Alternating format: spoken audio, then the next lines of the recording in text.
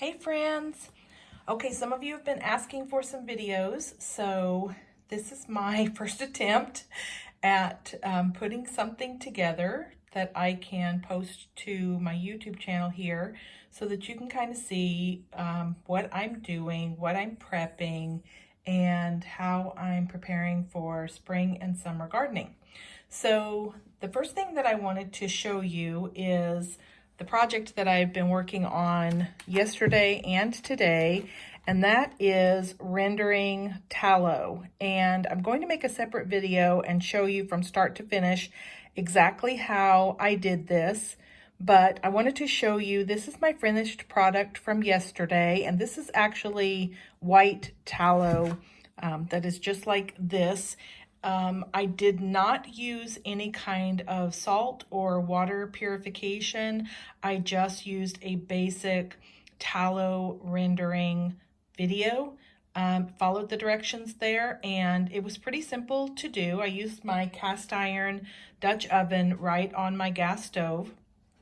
And it took me quite a while to do it, mainly because I'm butchering from the exact large piece of suet fat with the kidney that I got from the butcher, and it took quite a while for me to learn how to do that. So now that I've gone through it once, I'm going to make a video to show you what it looks like when you get it from the butcher and then start to finish what you can do. But this is what I did yesterday and today. So here we have 2 quarts of beef tallow rendered out, and then I have 2 pints here that I did this morning, and that's actually a second rendering. So when I finished with these last night, I just turned the heat off on my Dutch oven, covered it, and left it overnight, and then I came back this morning and I did the second rendering, and you can see it's pretty close to the same color. One thing that I did not do with this one is I did not use a coffee filter like I did with this one. I just wanted to see how they came out, and I think they look great.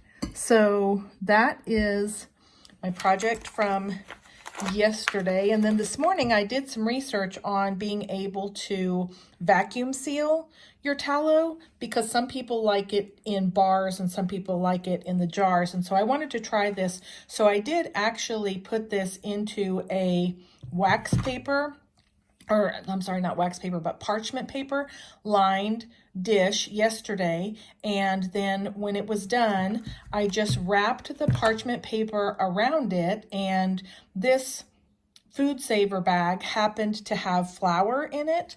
And so I just left the bay leaves that I normally put in when I vacuum seal my flour, and I thought that looked kind of pretty, and went ahead and vacuum sealed it. And I'm going to try this on a shelf to see if it's shelf stable and how long it lasts for me. There weren't a lot of videos on this, so I just wanted to see. So this is basically an experiment for me. And then the last of the renderings that I had for today, I actually have made a tallow candle, which you see right here, and it was very easy to do. What I did was I just got some of this wicking, and I can add a link so that you can see exactly what this is. It's candle wick, and I believe I got it from Hobby Lobby when they had it on clearance. And then I dipped the wick into the tallow and hung it so that the wick was stiff. And then once it was stiff, I bent it at the bottom so that it would go all the way to the bottom of the jar. And then I used a a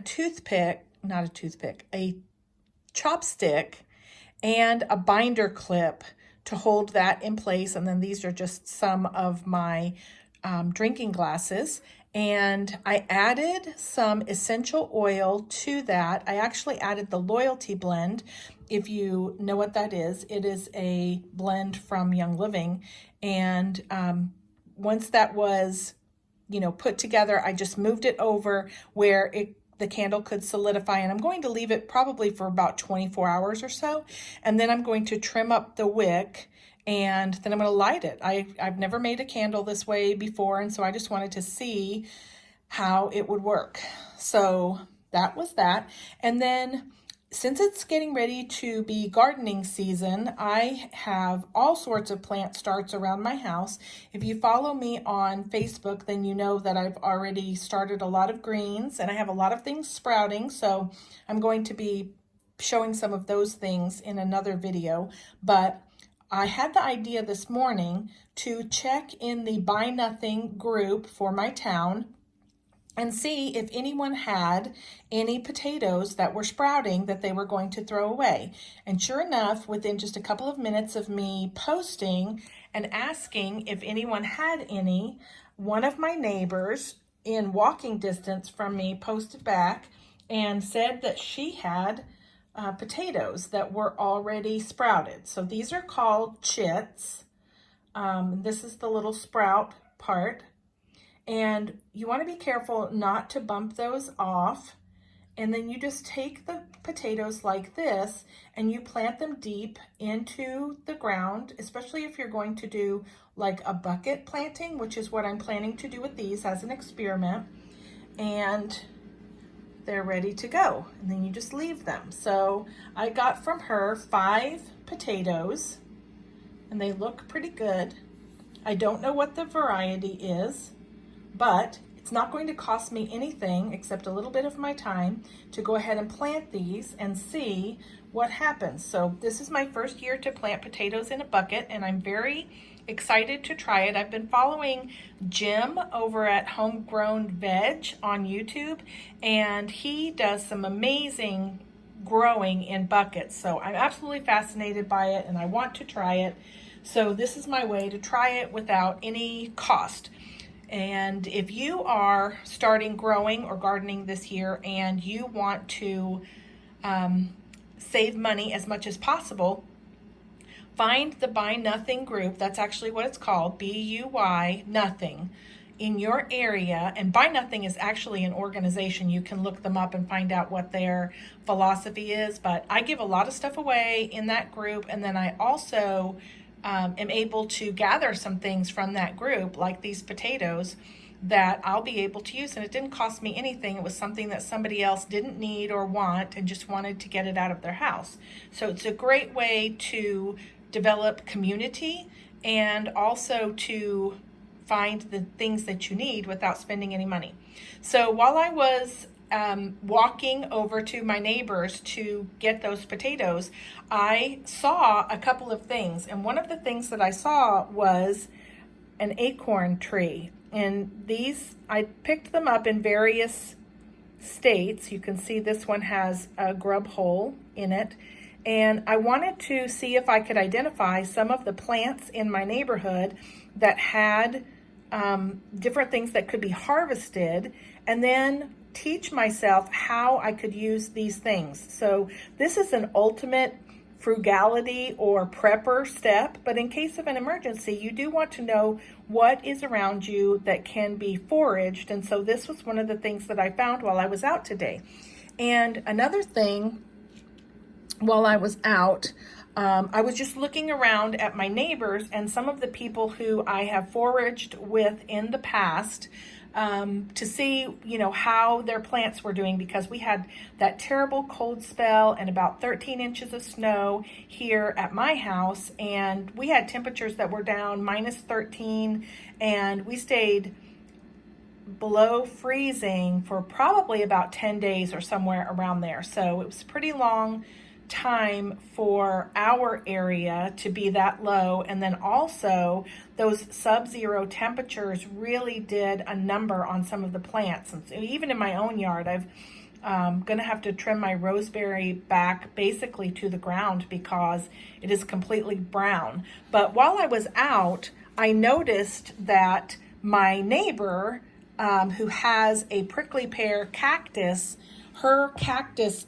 is probably lost. And this is what the cactus looks like. when it is healthy. And these are the fruits of the cactus. And normally I can harvest some of these and then eat them. They have to be prepared a certain way, and there are lots of videos out there you can find on that. Epic Gardening has a great one on it. But you can harvest these fruits and then you can use them, say, for brewing kombucha because they're very sweet, or you can just eat them as prickly pear. You can also dehydrate them. So there are a lot of different ways. But one thing that I would encourage you, if you are doing prepping, is to go take a walk around your neighborhood or your property and find out if you had damage in your area, because you may have been counting on some of these plants to harvest from in the event of an emergency, but because of the extreme weather that we had, you might not be able to do that. So there's that. And the book that I am showing you is called Nature's Garden, and this has 41 different plants or plant species that you can learn about, and you can learn how to forage the plants in your area. So this is one of several books that Samuel Thayer has on the subject. He has another one that's called, I think, maybe Foraging Garden or something along those lines. But fantastic book if you ever want to learn. Of course, I am building my my library with all different sorts of printed books, because in the event of an emergency, if the internet is down, these books become super valuable because you're not going to be able to look things up any other way. So anyway, these are some of the things that I've been working on. I hope that this is interesting and informative to you. If you have any questions, put them down in the comments, and I will get back to you. Thanks for watching.